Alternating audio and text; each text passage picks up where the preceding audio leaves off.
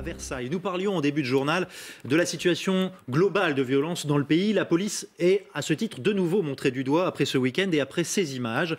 14h30 samedi à Paris, un policier, là c'était les images de Versailles ce matin, 14h30 samedi à Paris, un policier, vous allez le voir, frappe à coups de poing un manifestant déjà au sol après de le menotter en lui écrasant le bras. On voit cet individu crier. Nous sommes alors dans le quartier de la Gare de l'Est. Les policiers appellent à prendre en compte ce qui s'est passé avant cette intervention. C'est ce que nous allons faire d'ores et déjà, planter le décor, les faits avec Anne-Sophie Châtenay. Samedi après-midi à Paris, le cortège des Gilets jaunes défile aux abords de la Gare de l'Est lorsqu'un policier frappe à plusieurs reprises un manifestant déjà à terre et le visage ensanglanté. Une enquête administrative est ouverte, la justice est également saisie. Le procureur de la République a ouvert une enquête pour violence volontaire par personne dépositaire de l'autorité publique. Enquête confiée à l'inspection générale de la police des polices. Samedi, le climat s'est tendu à plusieurs reprises entre manifestants et forces de l'ordre. Il y a quelques jours à peine, le ministre de l'Intérieur, Christophe Castaner, a rappelé aux policiers leur devoir d'exemplarité. Mardi dernier, Emmanuel Macron lui a demandé que des propositions soient faites pour améliorer la déontologie des forces de l'ordre. 2 enquêtes ouvertes. J'ajoute que 3 policiers, dont celui que l'on voit sur les images, ont décidé quant à eux de porter plainte. Bonjour Grégory Joron. Bonjour. Vous êtes secrétaire national du CRS Unité SGP Police FO. Est-ce que vous auriez réagi à la lumière de ce que racontent d'autres syndicats de policiers? Est-ce que vous auriez réagi de la même manière que votre collègue? Je sais pas, peut-être. Je veux dire, ça humanise aussi un peu les choses. Je rappelle encore une fois le contexte, en effet. Cet individu s'était rendu coupable, on va dire, d'agression déjà avant son interpellation, c'est-à-dire des jets de projectiles. Et en fait, il est blessé et il saigne tout simplement parce qu'il s'est jeté sur le dos d'un de mes collègues pour justement s'interposer sur une autre interpellation. Et donc, il a été pris en compte. Ça s'est mal passé. Il était apparemment très virulent. Il a chuté. Sa tête a heurté le sol et donc il a saigné. Et en effet, parce que là, je rappelle qu'il n'est pas encore menotté, il est simplement immobilisé. Il crache au visage de mon collègue en lui disant qu'il va crever. J'appelle tout le monde à réfléchir à ça et à savoir justement comment on peut réagir face à ce genre de choses. Il faut savoir que ce fonctionnaire, du coup, est sous trithérapie d'urgence. On ne sait pas encore s'il est réellement, si l'individu interpellé est réellement atteint du sida ou pas, mais ça porte quand même réflexion. Je ne dis pas que ça légitime les coups, mais en tout cas, ça les recontextualise, ça les atténue un peu et surtout, ça les humanise. Ici même, la semaine dernière, on écoutait Christophe Castaner, puis le président de la République, lancer des appels à l'exemplarité des forces de l'ordre. On voit ces images. Au fond, sur le terrain, ces appels-là, ils ne sont pas entendus par les troupes? Il y a des réalités du terrain, tout simplement. C'est bien ils sont dans le rôle, on va dire, même si je pense que le tempo était plutôt moyen. Ils sont dans le rôle de rappeler ce genre de choses-là. Je rappelle qu'aussi, tous mes collègues ont bien en tête d'être intégrés dans une police républicaine et ils ont à cœur essentiellement de faire leur métier de la meilleure manière possible. Aujourd'hui, malheureusement, quand on voit ce genre de choses-là, forcément ça pose question, mais moi j'ai surtout envie de dire, il ne faut pas s'en tenir qu'à 3 secondes souvent de vidéo où on peut s'apercevoir de coups comme ça, mais encore une fois, si on les recontextualise, souvent on en trouve une explication. Oui, mais on voit bien aussi les images dans leur ensemble. Vous avez vu qu'il y a aussi cette scène où l'individu est sur le ventre, le bras écrasé. Alors j'imagine que vous allez me dire que ce sont des méthodes classiques pour menotter des individus, mais on essaye de regarder dans son ensemble. On a entendu beaucoup dire il y a une forme de déni dans la police aujourd'hui face à certaines situations et certaines situations aussi de violence qui peuvent impliquer des policiers. Est-ce que c'est le cas selon vous, une forme de déni? Non, c'est pas un déni, c'est simplement nous, on n'est pas là pour les juger, nos collègues, on fait partie de syndicats de police. Moi, le premier, je suis représentant du personnel, donc je les représente. Moi, j'aimerais justement, ce que je viens de dire là, j'aimerais qu'un représentant de la préfecture de police ou du ministère vienne le dire. C'est pas à nous de porter cette parole-là aujourd'hui, on est dans une guerre de l'image. On sait qu'on a des éléments qui peuvent expliquer les gestes de ce fonctionnaire, par exemple, pour ce cas particulier. Pour ce qui est de la globalité, justement, de ce qui se passe depuis maintenant de nombreux mois, Encore une fois, ça se passe justement depuis de nombreux mois. Aucune démocratie adulte a dû faire face à ce que vivent mes collègues aujourd'hui sur le terrain. On parle en effet de manifestations, mais on parle également regardez, du déplacement du président. Chaque fois que le président se déplace, c'est 7, 8, 9, 10 forces qui sont déplacées. Ça ajoute à la fatigue. Vendredi, il y a une autre manifestation. Samedi, ça sera encore les Gilets jaunes. Et ça, c'est depuis 15 mois. Donc évidemment, de temps en temps, il y a des gestes d'exaspération. On a vu le croche-pied X fois. Oui. Voilà, oui. Ça, c'est une connerie, évidemment.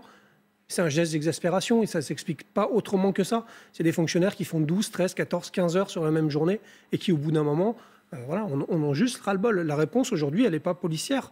Elle est politique, on l'a dit X fois aussi. Malheureusement, encore une fois, on reviendra peut-être samedi pour expliquer encore d'autres gestes malheureux parce que les collègues en ont juste plein ras-le-bol et sont au bout du rouleau. Nous écoutons Christophe Castaner qui s'exprime sur ce week-end. Nous avons inhumé Franck Laboie, un policier, mort en service.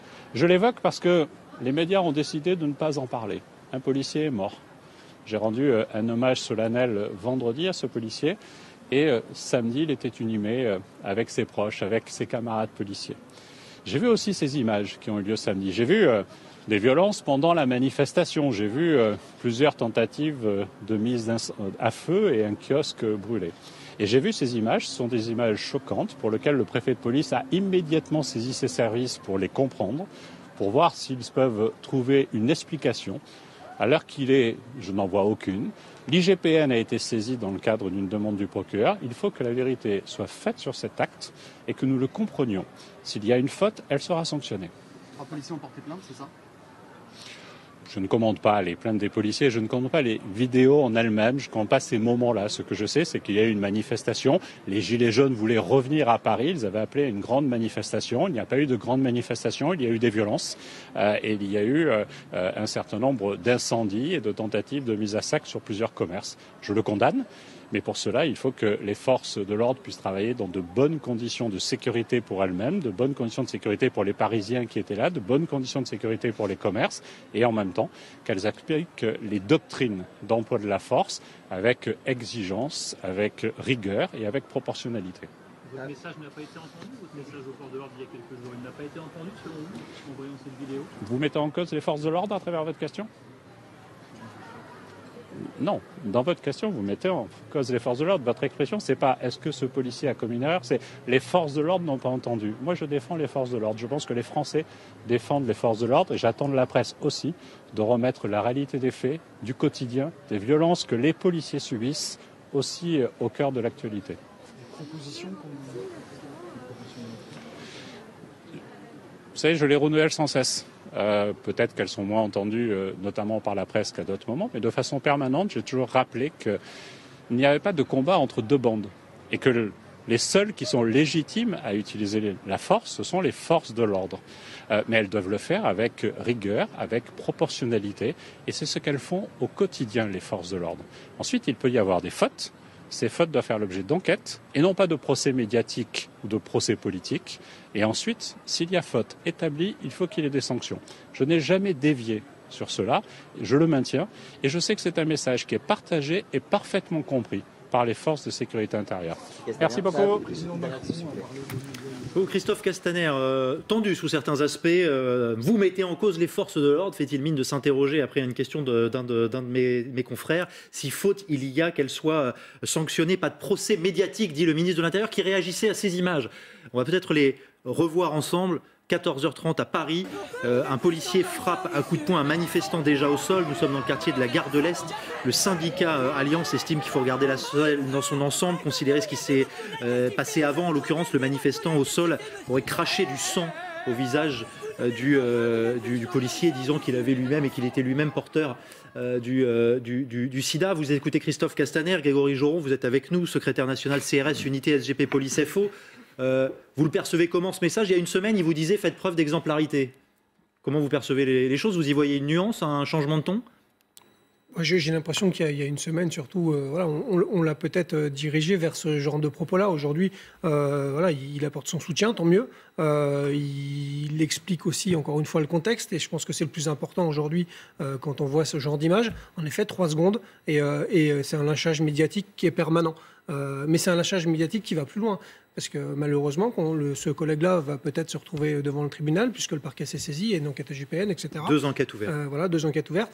Il sera seul. Hein. Moi, j'ai accompagné un CRS qui avait été accusé du jet de pavé sur personne, mais qui a été quand même pour autant condamné de ce geste-là, je le rappelle. Il condamnait sous la pression populaire et médiatique. D'ailleurs, le juge, dans son délibéré, en fait cas. C'est quelque chose qui est attendu. Ce passage-là sera également entendu. Donc nous, c'est ce qu'on déplore. C'est que malheureusement, encore une fois, sans éléments, c'est la police tout entière qui est jetée en pâture et régulièrement. Donc je comprends la tension du ministre là-dessus. Grégory Joron, j'entends la nécessaire contextualisation des scènes, ce qui s'est passé. Les images, elles parlent un petit peu tout de même, vous en conviendrez. Oui, enfin, vous parlez de celle-ci oui, ou de tout celle-ci, oui, elle parle, mais encore une fois, il est frappé au sol. Oui, vous imaginez l'émotion que ça peut produire chez certains. On est 6 autour de la table, quelqu'un qui se dit sidaïque, vous crachez à la figure et du sang 2 fois, et donc vous lui dites quoi? Excusez-moi, retournez-vous tranquillement, je vais vous menotter et vous amener au poste. Qu'est-ce qu'on fait? Voilà. Alors oui, 2 coups de poing. Encore une fois, je légitime pas les coups. Juste, je dis que c'est une réaction qui peut, à un moment, être juste humaine. Alors maintenant, si quelqu'un ici m'explique qu'il va faire autrement et qu'il va s'excuser et lui dire non, mais désolé, on a peut-être été un peu dur, allez, ça va aller. Ce fonctionnaire-là, il est sous trithérapie d'urgence. Oui. C'est pas par gaieté de cœur, quoi. Voilà. Il y a quand même aussi des effets secondaires à la trithérapie. Et ce collègue-là est sous trithérapie d'urgence. Donc à un moment donné, je comprends l'image. Maintenant, encore une fois, qu'on la recontextualise, et ça fait juste dire que derrière cet uniforme, il y a juste un homme, quoi, ou une femme. Mais Grégory Joron, est-ce que vous partagez ce constat? C'est-à-dire qu'il y aurait des dérives individuelles parce que vous seriez mal, j'allais dire, gouverné au sommet de la hiérarchie policière? C'est un peu plus complexe que ça, je pense. Alors, sur la doctrine de maintien de l'ordre, très clairement, si on doit se poser la question de son évolution au mois de décembre 2018, clairement, nous étions aussi favorables à ce qu'elle évolue. Mais quand on dit doctrine de maintien de l'ordre, on a l'impression qu'on révolutionne tout. On est simplement revenu à la base de ce que c'est de ce que doit être le maintien de l'ordre, c'est-à-dire de temps en temps intégrer des phases de choc, ce qu'on connaissait plus en fait, parce qu'il n'y avait plus de grosses manifestations. Des phases de choc, c'est-à-dire du corps à corps, du contact. Voilà, du contact, parce qu'il faut l'intégrer. Le maintien de l'ordre, c'est pas glamour. De temps en temps, il faut y aller. C'est comme ça, sauf que c'était pas fait depuis de nombreuses années. Et en même temps, on a eu un retour dans les cortèges de groupes, Black Blocs ou Ultra, ou on les appelle comme on veut, depuis la loi travail, où finalement, j'ai envie de dire, pour une des premières fois, on a pris du retard sur les risques qu'on connaissait sur le terrain. Et ce retard-là, il n'a pas été comblé, sauf qu'après la loi travail, il n'y a plus grand-chose, et est revenu en force les Gilets jaunes. Et on n'a pas su changer notre logiciel en cours de route, je finis juste là-dessus. Donc nous, on réclamait ce changement-là, c'est-à-dire qu'aujourd'hui, face à des individus qui veulent de toute façon casser la distance et arriver au contact, si on ne fait rien, et qu'on a laissé comme les premiers mouvements mes collègues, de manière statique, subir, c'est super dangereux pour les manifestants, pour les institutions, pour les fonctionnaires de police. Donc le mouvement, nous, on est pour. Le choc, on est pour. Maintenant, il faut que ça soit maîtrisé. Et j'appelle justement cet équilibre-là, surtout sur la plaque parisienne, où de temps en temps, il faut peut-être mettre un peu plus de force mobile en première ligne en gestion de foule. Retrouvez toute notre actualité sur videopolice.com, la chaîne YouTube d'Unité SGP Police.